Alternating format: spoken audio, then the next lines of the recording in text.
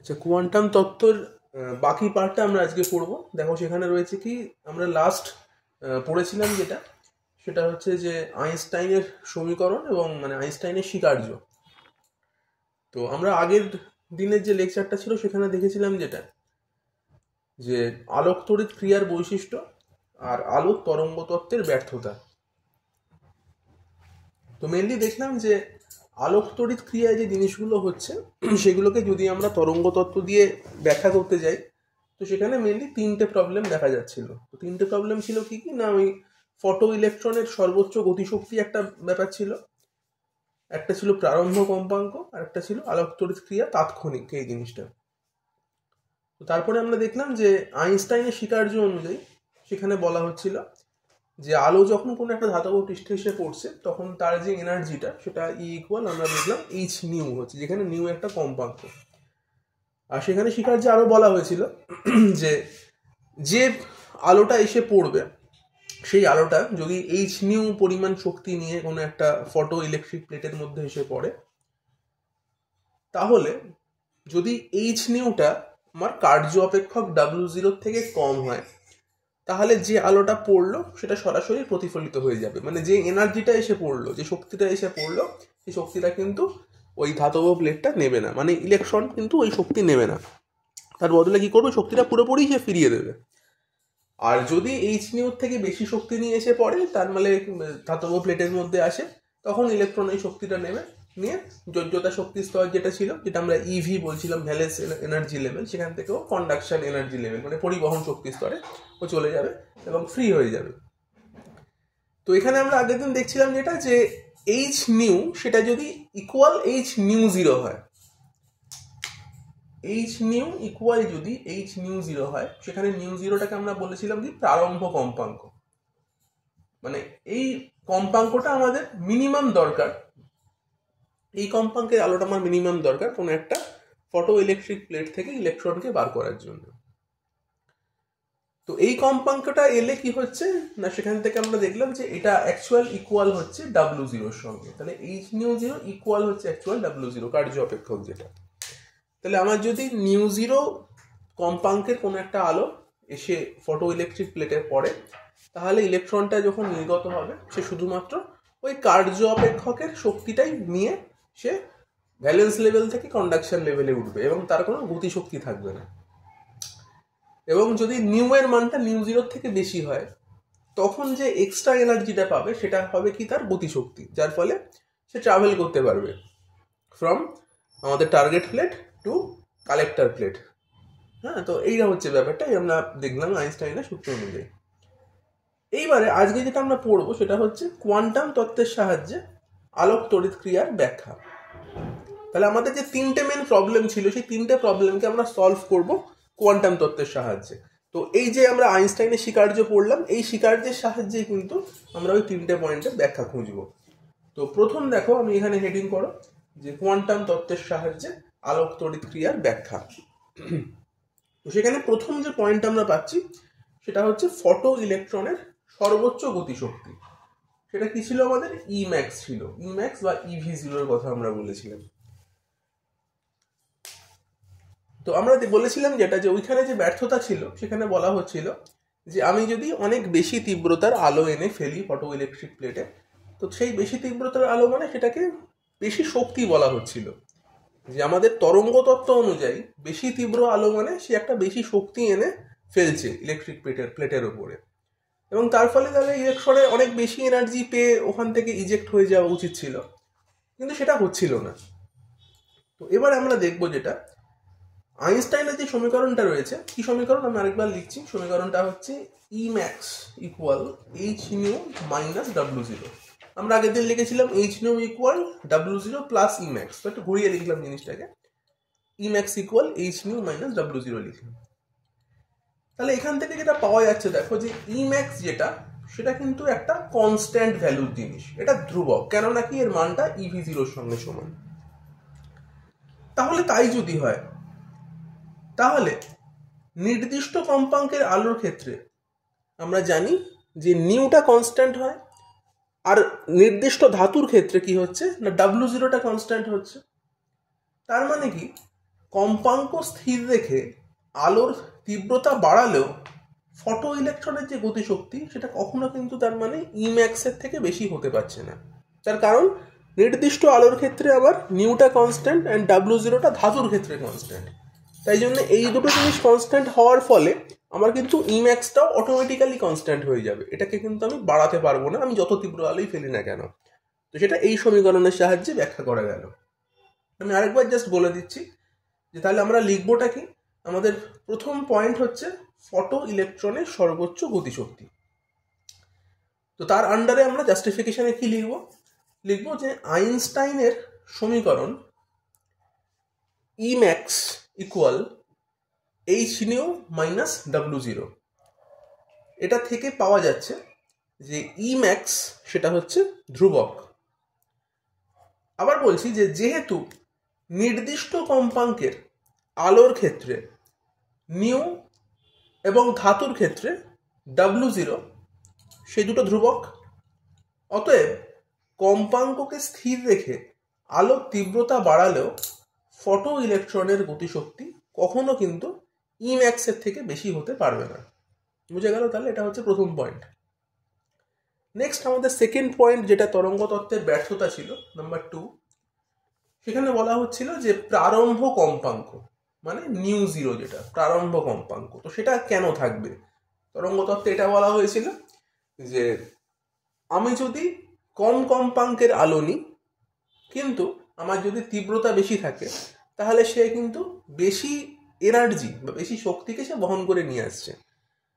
তার ফলে ইলেকট্রন বেশি এনার্জি পেতেই পারে এবং সেখান থেকে সে মুক্ত হয়ে যেতে পারে, কিন্তু সেটা ঘটছিল না। তাহলে এখানে কি বলবো, এখানে বলবো যেটা যে আলোর যে কম্পাঙ্ক আমি যদি নিউ এর মানটা কমাতে থাকি তাহলে কি হবে, একসময় ফটো ইলেকট্রনের গতিশক্তি শূন্যে নেমে আসবে। কেন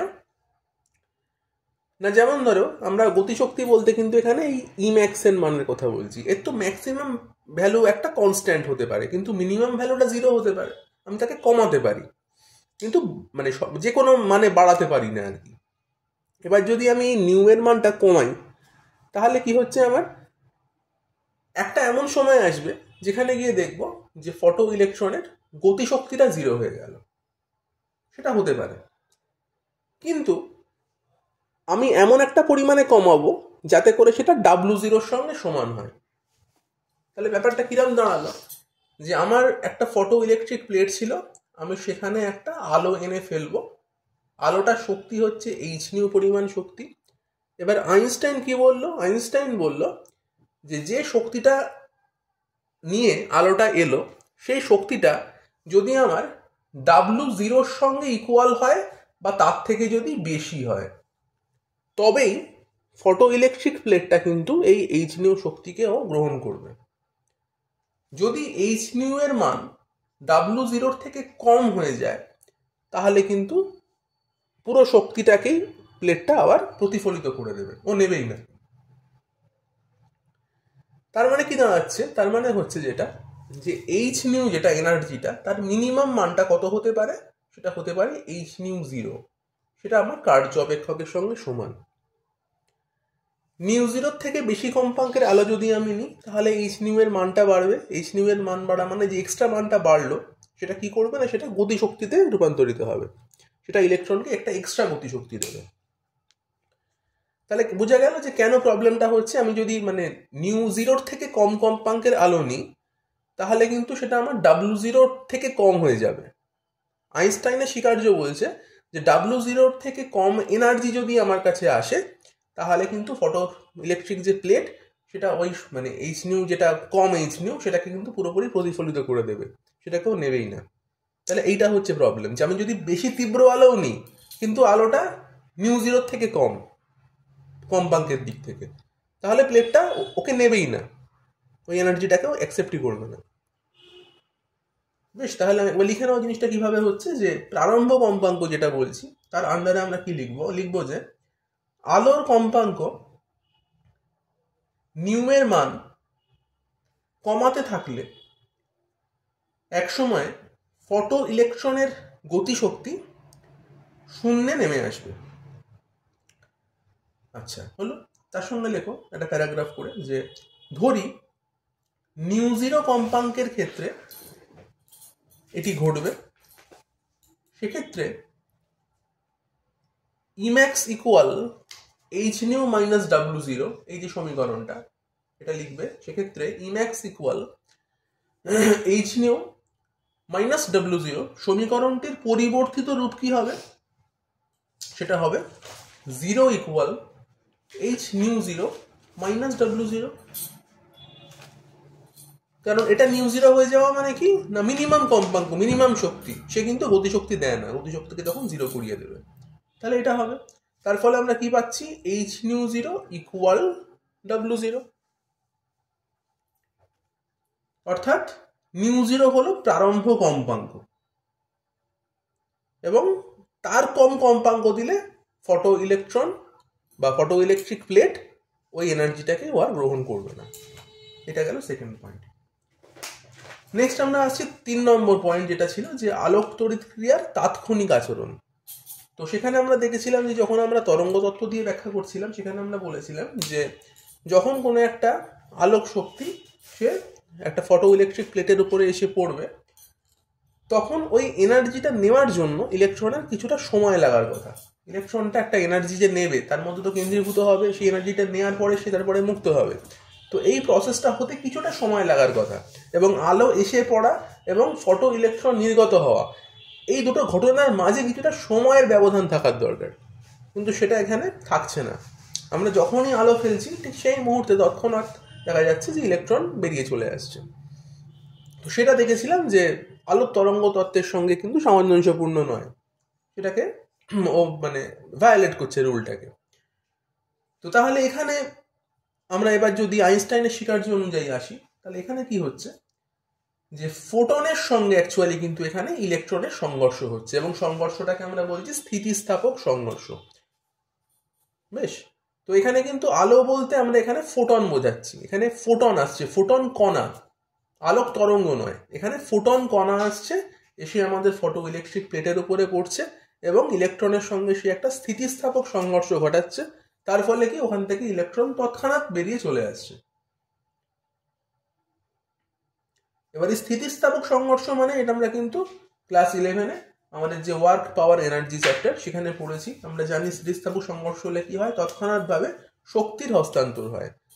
একটা জিনিস মানে একটা ধরো আমি একটা পার্টিকেল নিলাম, সেটা একটা অন্য পার্টিকেলের ওপরে গিয়ে হিট করলো, তাহলে যে পার্টিকেলটা ছিল তার যে এনার্জিটা সে পুরোপুরিভাবে অন্য পার্টিকেল যাকে হিট করলো তাকে সঙ্গে সঙ্গে তার এনার্জি ট্রান্সফার করে দেবে। এই জিনিসটাকে আমরা বলেছিলাম স্থিতিস্থাপক সংঘর্ষের ক্ষেত্রে এই জিনিসটা হয়। তো এখানে সেরকম বিষয় ঘটবে, তার ফলে ওই যে ওয়েভ এসে পড়া এবং এই যে এনার্জিটাকে আদান প্রদানের যে বিষয়টা রয়েছে সেটা হতে কিন্তু একদমই সময় লাগবে না। তাহলে লিখে নেওয়া বিষয়টা যে আলোক তড়িৎ ক্রিয়া তাৎক্ষণিক আচরণ, এটা হেডিং হবে। তার আন্ডারে আমরা লিখব ফোটনের সঙ্গে ইলেকট্রনের স্থিতিস্থাপক সংঘর্ষের ফলে শক্তির হস্তান্তর হয় এবং তাৎক্ষণিকভাবে ইলেকট্রন নির্গত হয় এবং সময়ের ব্যবধান থাকবে না, এইটুকু লিখলেই হবে। তাহলে মোটামুটি আমাদের কিন্তু আলোক তড়িৎ ক্রিয়ার ব্যাখ্যা যদি আসে প্রশ্ন, তাহলে আমরা এই 3টে পয়েন্ট শুধুমাত্র লিখবো, এতেই হবে। বইতে হয়তো 4-5টা পয়েন্ট রয়েছে, আমরা 3টে পয়েন্ট, মেন 3টে যে পয়েন্ট সেগুলো বললাম, এই 3টে পয়েন্ট লিখলেই হবে। আচ্ছা, তো নেক্সট যেটা বলবো সেটা হচ্ছে ডি ব্রগলি প্রকল্পের বিবৃতি। তো ডি ব্রগলি প্রকল্পটা কি ছিল?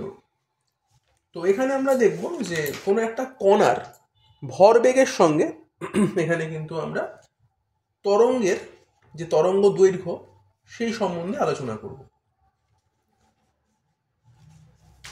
তো এবার তোমার মনে হতে পারে যে ভরবেগ তো কোনো একটা কণার হয় আর তরঙ্গ দৈর্ঘ্য একটা তরঙ্গের হয়, তো দুটোকে কি করে আমরা মানে একসঙ্গে বলছি আর কি। তো এইখানেই আমাদের বলার যেটা যে ওয়েভ পার্টিকেল ডুয়ালিটি নিয়ে আমরা এখানে কথা বলবো। ওয়েভ পার্টিকেল ডুয়ালিটি মানে হচ্ছে তরঙ্গ কণিকা দ্বিত্ব, মানে কোনো একটা কণা সে কখনো একটা কণিকার মতো মানে কণার মতো আচরণ করছে, আবার কখনো সে একটা ওয়েভের মতো মানে তরঙ্গের মতো আচরণ করছে। তো আলোর ক্ষেত্রে বলা হচ্ছে যে আলোর দুটো ধর্মই রয়েছে।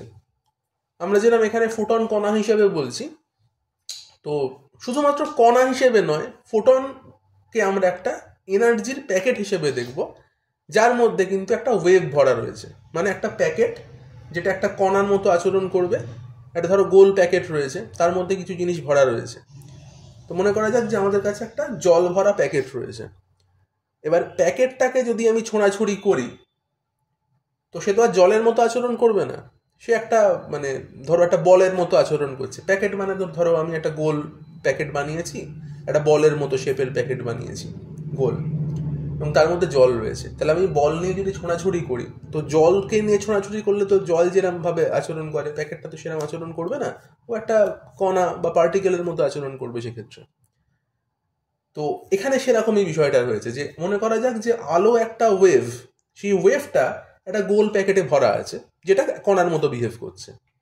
এবং আমাদের যখন দরকার, যখন আমাদের সেটাকে ওয়েভের মতো বিহেভ করানোর দরকার, তখন হয়তো ওই প্যাকেটটা ফেটে যাচ্ছে, ফেটে গিয়ে ওর মধ্যে থেকে যে ওয়েভটা রয়েছে সেই ওয়েভটা বেরিয়ে যাচ্ছে, গিয়ে সেটা তরঙ্গের মতো আচরণ করছে। তাই জন্যে আমরা আলোকে কণিকা মানে পার্টিকেল এবং তরঙ্গ মানে ওয়েভ, এই দুটোর হিসেবেই একই সঙ্গে এই দুটো রূপ যেন তার মধ্যে রয়েছে, এইরকম ভাবে চিন্তা করব। তো তার ফলে কি হচ্ছে, আমরা এখানে ম্যাটার ওয়েভ নিয়ে কথা বলবো। ম্যাটার ওয়েভ বা পদার্থ তরঙ্গ। তো সেটা কিরকম জিনিস না, বলা হচ্ছে কি যে তরঙ্গ কিছু কিছু ক্ষেত্রে কণার মতো আচরণ করলেও কণাও কিছু কিছু ক্ষেত্রে তরঙ্গের মতো আচরণ করতে পারে।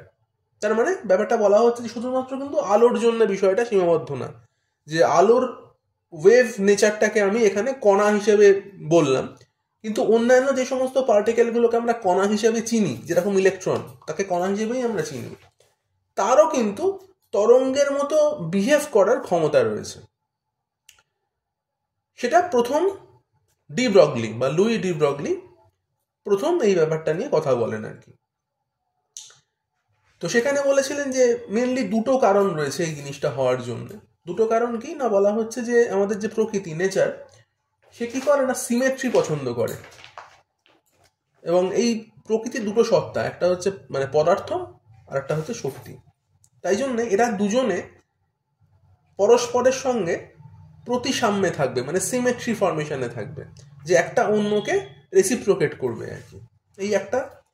আর সেকেন্ড যেটা বললেন সেটা হচ্ছে যে এনার্জি বা শক্তি যদি তরঙ্গরূপী বা কণারূপী হয়, তাহলে পদার্থ কণারূপী বা তরঙ্গরূপী হতে পারে।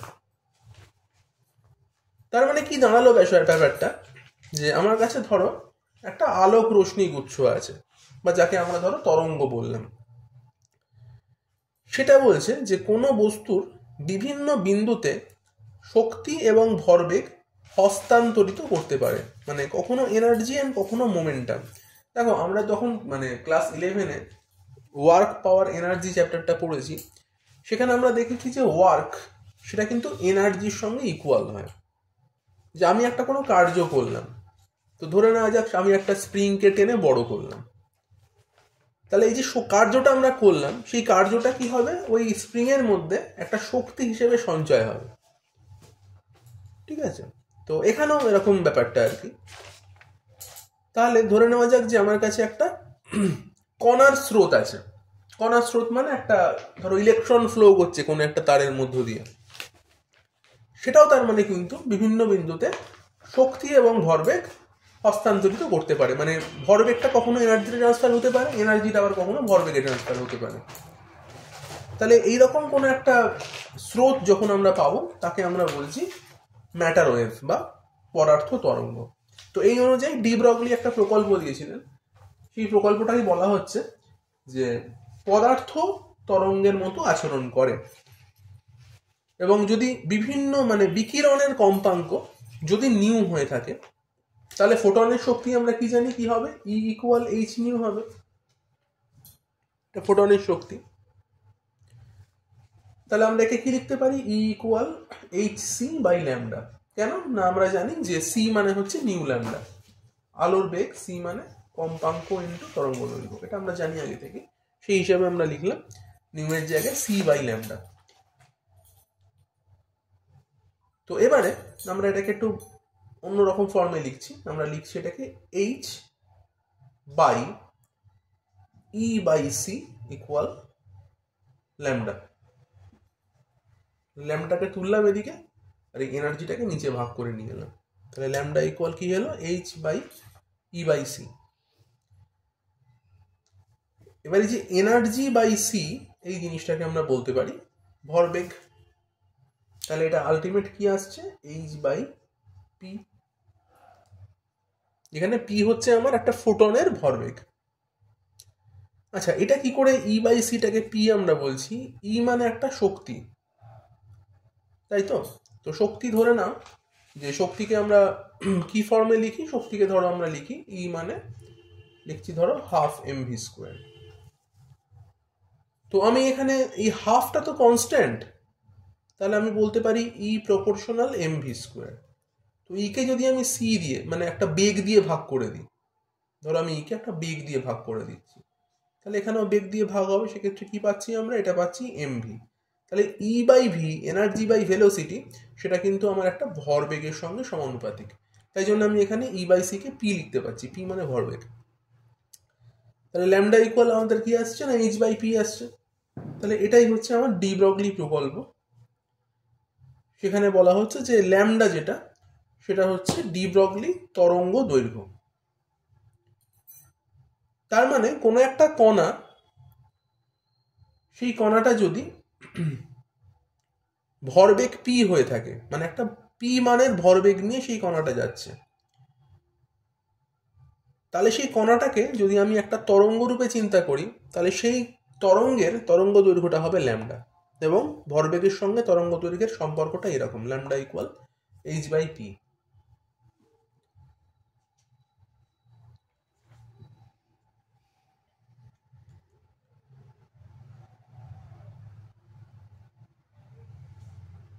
আচ্ছা, এই সূত্রে বলে রাখি যে একটা এক্সপেরিমেন্ট আছে যেটাকে আমরা বলছি ডেভিসন গার্মো এক্সপেরিমেন্ট।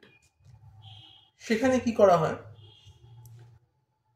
মানে পরীক্ষামূলকভাবে আমরা এই যে ডি ব্রগলি প্রকল্প, তার এক্সপেরিমেন্টাল প্রুফটা হচ্ছে ওই ডেভিসন গার্মোর এক্সপেরিমেন্ট। তো ওই এক্সপেরিমেন্টে আমরা দেখাতে পারি যে কোনো একটা পদার্থ সে তরঙ্গের মতো বিহেভ করতে পারে। তার ফলে কি হচ্ছে না, আমরা এই ব্যতিচার, অপবর্তন, সমাবর্তন যেগুলো পড়লাম আগের চ্যাপ্টারগুলো, সেগুলোও কিন্তু আমরা এই তরঙ্গ তত্ত্বের সাহায্যে যেরকম ব্যাখ্যা করলাম, তেমনি ওগুলোও কিন্তু আমরা পদার্থ তরঙ্গ হিসেবেও ব্যাখ্যা করতে পারি। আচ্ছা, তো মোটামুটি এইটুকুই আমাদের মানে কোয়ান্টাম তত্ত্ব বলতে এইটুকুই রয়েছে, এর বেশি খুব একটা কিছু নেই আর। আচ্ছা, নেক্সট আমরা কি করব, ওই আমি বলেছিলাম যে ব্যতিচার থেকে কিছু প্রশ্ন করিয়ে দেবো, মানে ব্যতিচারের অঙ্ক কিছু। তো সেরকম কয়েকটা টাইপ দেখিয়ে দিচ্ছি যে কি ধরনের অঙ্ক ব্যতিচার থেকে হতে পারে।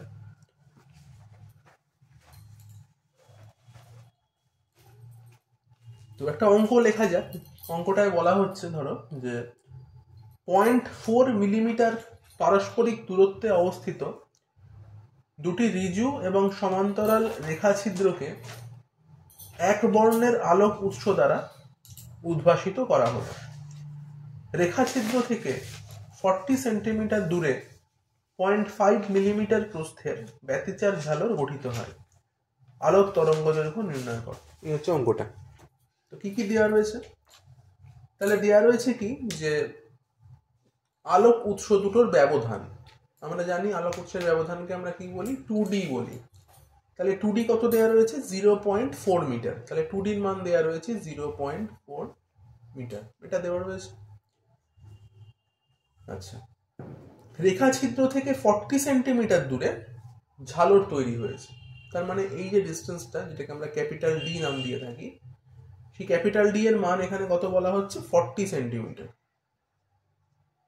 এই আছে। আর বলেছে যে 0.5 মিলিমিটার প্রস্থের ব্যতিচার ঝালর তৈরি হয়েছে। তো ব্যতিচার ঝালর যেটা হয় তাকে আমরা প্রস্থটাকে ওয়াই নাম দিয়ে থাকি, এবং তার মান রয়েছে 0.5 মিলিমিটার। তো এই ইনফরমেশনটুকু দেওয়া রয়েছে, দিয়ে প্রশ্ন করেছে যে তরঙ্গ দৈর্ঘ্য মানে ল্যামডার মানটা কত হবে। তো দেখো এখানে 3 রকম ইউনিট রয়েছে, একটা রয়েছে 0.4 মিটার, একটা 40 সেন্টিমিটার, একটা 0.5 মিলিমিটার। তো সব কিছুকেই আমরা তাহলে মিটারে কনভার্ট করে নিয়ে আসবো, বা তুমি মিটার না করে সেন্টিমিটারেও আনতে পারো, সেন্টিমিটার থেকে না হয় আমরা পরে অ্যাংস্ট্রমে কনভার্ট করে নেবো, একই ব্যাপার। তো আমরা আপাতত জিনিসটাকে সেন্টিমিটারে কনভার্ট করছি। তো ধরো রয়েছে 0.4 মিটার, সেটাকে আমরা তাহলে লিখতে পারি কি 0.04 সেন্টিমিটার, এরকম লেখা যায়। একটা তো 40 সেন্টিমিটার রয়েছে ডিটা, তাহলে এই 0.5 মিলিমিটারটাকে আমাদের সেন্টিমিটারে কনভার্ট করতে হবে। তাহলে এটা কত হয়ে যাচ্ছে 0.05 সেন্টিমিটার। আচ্ছা, এটাও ছিল মিলিমিটারে, আচ্ছা এটাও ছিল, থেকে আমি 0.04 সেন্টিমিটার নিয়েছি। এটাও 0.5 মিলিমিটার থেকে সেন্টিমিটার হলো, এটাও 40 সেন্টিমিটার রয়েছে, ঠিক আছে। বেশ, তো এবারে আমরা দেখো এখানে ফর্মুলা বসাবো।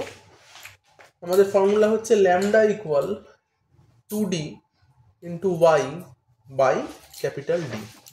আমাদের ঝালোর প্রস্থের যে ফর্মুলা ছিল, ওই ফর্মুলাটা লিখছি এখানে। ফর্মুলা ছিল Y equal lambda D by 2d, আশা করি মনে আছে। তো এখান থেকে আমরা পেলাম যে lambda equal 2dy by capital D. তো সেটা বসিয়ে দিলেই আমাদের ল্যামডার মান বেরিয়ে যাবে। তো 2d কত ছিল দেখো, 2d বলেছে 0.04 সেমি, ওয়াইটা বলা রয়েছে 0.05, আর ডি বলেছে 40 সেমি। তো এগুলো যদি বসাও, এগুলো বসালে তোমার মোটামুটি আসবে হচ্ছে 5 ইন্টু 10⁻⁻5 সেন্টিমিটার।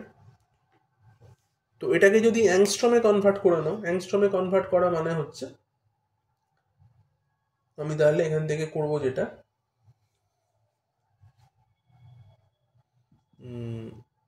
এটা হবে হচ্ছে 5000 অ্যাংস্ট্রম।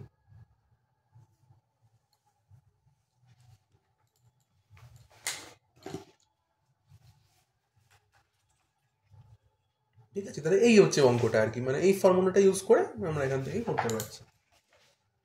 আচ্ছা, আরেকটা অঙ্ক দেখাচ্ছি, আরেকটা টাইপ দেখাবো।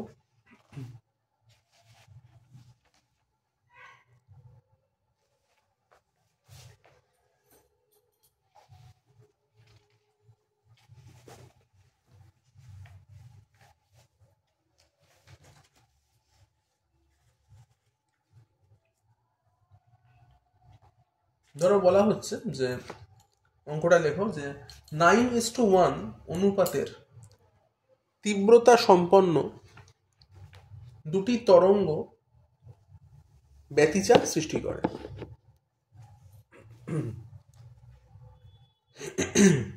উজ্জ্বল ও অন্ধকার পটির তীব্রতার অনুপাত নির্ণয় করো।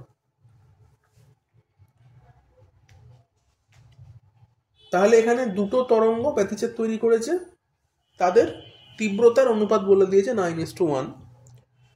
প্রশ্ন করেছে যে আমাদের যে উজ্জ্বল অন্ধকার পটিগুলো তৈরি হবে, পরপর যে আমরা জানি যে একটা উজ্জ্বল একটা অন্ধকার করে পটিগুলো তৈরি হয়, তাদের তীব্রতার অনুপাত নির্ণয় করতে বলেছে। তো সেটা কিভাবে করব?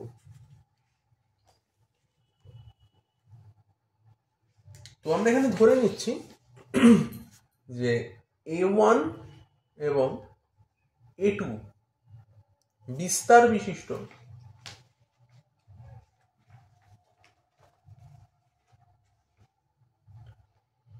দুটি আলোর তীব্রতা I1 এবং I2। তাহলে A1 A2 বিস্তার বিশিষ্ট দুটো আলোর তীব্রতা আমরা নিচ্ছি কি I1 একটা আর একটা I2। এবং প্রশ্ন অনুযায়ী আমাদের বলে দেওয়া ছিল যে I1 বাই I2 সেটা হচ্ছে 9/1, 9:1 বলা ছিল। এবার সেটা মানে এবার আমরা জানি তীব্রতার সঙ্গে বিস্তারের কি সম্পর্ক, না তীব্রতা হচ্ছে বিস্তারের স্কোয়ারের সঙ্গে সমানুপাতিক। তাহলে আমরা এখানে লিখছি কি I1 বাই I2 মানে A1 square by A2 square. তার মানে আলটিমেট আমাদের A1 বাই A2 সেটা কত হবে, এই 9/1 এর রুট হয়ে যাবে, তার মানে হচ্ছে 3/1। এবার আমরা যদি মনে করি যে আমাদের যে A max সেটা হচ্ছে উজ্জ্বল পটির বিস্তার, আর A মিনিমাম যেটা সেটা যদি আমাদের অন্ধকার পটির বিস্তার হয়, তবে আমরা এখান থেকে লিখতে পারবো A max by A minimum এটা ইকুয়াল a1 প্লাস a2 আর এটা a1 মাইনাস a2 হবে। বিস্তারের যোগ করলে যেটা হয় সেটা ম্যাক্সিমাম অ্যাম্পলিটিউড আর মাইনাস করলে হয় মিনিমাম অ্যাম্পলিটিউড। তাহলে দেখো এখানে আমি a1 বাই a2 পেয়েছি কি 3/1, তাহলে আমি a1 প্লাস a2 কে লিখতে পারি 3 প্লাস 1 আর a1 মাইনাস a2 কে লিখতে পারি কি 3 মাইনাস 1। ঠিক ওই যোগ ভাগ প্রক্রিয়া যেভাবে হয় সেরকম ভাবেই ব্যাপারটা হচ্ছে আর কি। অনুপাত ধরো এরকম থাকলে আমরা যোগ ভাগ প্রক্রিয়া করতে পারি, ক্লাস 10 যেটা ছিল অঙ্কে সেভাবে লিখতে পারলাম। তাহলে কি হলো, এটা 4/2 হয়ে গেল, তার মানে কি এটাকে আমরা 2/1 লিখতে পারি। তাহলে আমাদের প্রশ্ন হয়েছিল যেটা যে আইম্যাক্স আর আইমিন মানে ঝালরের ক্ষেত্রে তার অনুপাতটা কি হবে। তাহলে দেখো এখান থেকে লেখা যাচ্ছে যে আইম্যাক্স বাই আইমিন, সেটা মানে হচ্ছে এ ম্যাক্স স্কোয়ার আর এ মিনের স্কোয়ার। তাহলে এ ম্যাক্স বাই এ মিন কত, 2/1 এসেছিল, তাহলে 2/1 এর হোল স্কোয়ার মানে হচ্ছে 4/1। তাহলে আমাদের উত্তর হয়ে যাচ্ছে যে আই ম্যাক্স আর আই মিনের অনুপাত যেটা সেটা হচ্ছে 4:1। ঠিক আছে, এরকম একটা অঙ্ক হতে পারে।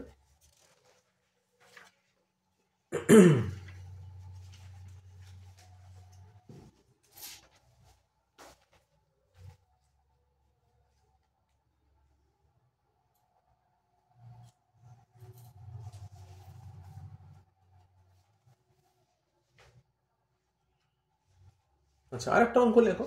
এখানে বলছে যেটা ব্যতিচার সম্পর্কিত ইয়ং এর পরীক্ষায় রেখাছিদ্র দুটির পারস্পরিক দূরত্ব ছিল 0.1 মিলিমিটার এবং রেখাছিদ্রের তল থেকে পর্দার দূরত্ব ছিল হচ্ছে 50 সেন্টিমিটার।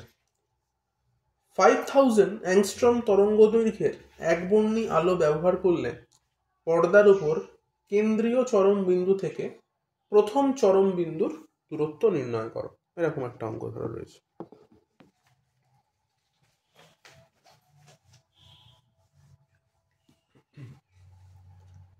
তো কি কি রয়েছে সেটা আমরা তাহলে আগে লিখে নিই। আমাদের ধরো এখানে ডি যেটা সেটা বলে দিচ্ছে 50 সেন্টিমিটার, ডি বলে দিয়েছে। ডি হচ্ছে রেখাছিদ্র থেকে পর্দার দূরত্ব। আচ্ছা, তরঙ্গ দৈর্ঘ্য বলে দিয়েছে 5000 অ্যাংস্ট্রম, তাহলে ল্যামডা হচ্ছে 5000 অ্যাংস্ট্রম। তো সেটাকে আমরা সেন্টিমিটারে কনভার্ট করে নিচ্ছি, 5000 ইন্টু 10⁻⁻8 সেন্টিমিটার। আচ্ছা, নেক্সট বলেছে যেটা যে রেখাছিদ্র দুটো দূরত্ব মানে 2ডিটা বলে দেওয়া হয়েছে। 2ডি কত, 0.1 মিলিমিটার, সেটাকে আমরা নিয়ে নিচ্ছি সেন্টিমিটারে 0.01 সেন্টিমিটার। আচ্ছা, প্রশ্ন করেছে হচ্ছে কেন্দ্রীয় চরম বিন্দু থেকে প্রথম চরম বিন্দুর দূরত্ব। তাহলে একটা ধরো কেন্দ্রীয় চরম বিন্দু, তারপরেই রয়েছে অন্ধকার, তারপরে প্রথম চরম বিন্দু। তাহলে ঝালোর প্রস্থটাকেই আমরা কিন্তু এখানে বার করতে চাইছি। তাহলে একই ফর্মুলা হলো, ঝালোর প্রস্থ মানে কি, y equal D lambda by 2ডি। কেন্দ্রীয় যে আমাদের চরম বিন্দু মানে কেন্দ্রীয় যে উজ্জ্বল পটি, তারপরের উজ্জ্বল পটির কথা বলছে, জাস্ট প্রথমটাই। তাহলে দূরত্বটা হচ্ছে কি ঝালোর প্রস্থটাই, সেই জন্য ডি ল্যামডা বাই 2ডি লিখছি। যদি তারপর একটা সেকেন্ড বলতো তাহলে 2 দিয়ে গুণ করতাম, মানে ডাবল হয়ে যেত এক্ষেত্রে, বা তৃতীয় বললে 3 দিয়ে গুণ করতাম, এরকম ভাবে হবে আর কি। তাহলে মান বসিয়ে দিচ্ছি। ডি মানে হচ্ছে আমাদের তাহলে 50, ল্যামডা মানে হচ্ছে 5000 ইন্টু 10⁻⁻8, 2ডি মানে হচ্ছে 0.01। এটাকে সলভ করলে মোটামুটি পাওয়া যাবে 0.25 সেন্টিমিটার। তো এরকম ধরনের অঙ্ক এখান থেকে আসতে পারে।